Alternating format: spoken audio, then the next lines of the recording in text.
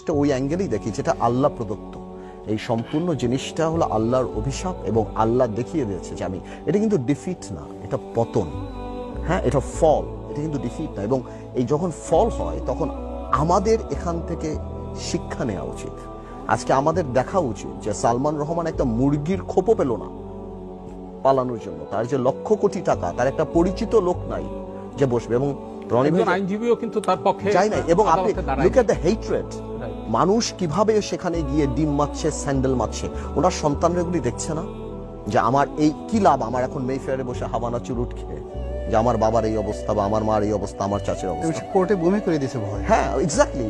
আচ্ছা কি লাভ কি? আমি যখন দেখছি সোশ্যাল স্ট্যান্ডার্ড কোথাও গেল, টাকা doesn't matter, even a prostitute makes money, right, it seriously doesn't matter আপনি কতটা পায় টাকার সাথে। যদি শুনেন আমি আপনাকে একটা কথা বলি, এই কথাটা মনে রাখবেন, আপনি যদি টাকা পয়সা কামাই করেন না, দ্যাটস প্রফিট।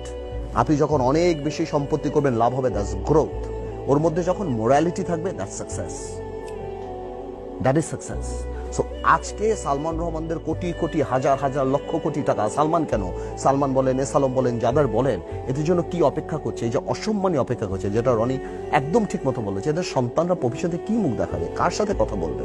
এটা তো আল্লাহ তো ওইটা রেখে, আমি বললাম না যে ওনার মনে করেছিল যে অন্য কাউকে টাকা দিয়ে দেবে, কিন্তু আল্লাহর দরবারে তো টাকার কোনো দাম নাই, আল্লাহ নারাজ হয়েছে। আমি আজকে দেখছিলাম সালমান এক জায়গায় বলছে যে কোরআনে তেমন কোনো সমস্যা নাই, তার মানে আমি জানি আপনি দেখেছেন নাকি ওনার একটা বক্তব্যে, আপনি চিন্তা করেন কোন লেভেল পর্যন্ত চলে গিয়েছেন, কাকে কার ভুল ধরা, কার সঠিক করা পর্যন্ত হাত চলে গিয়েছে।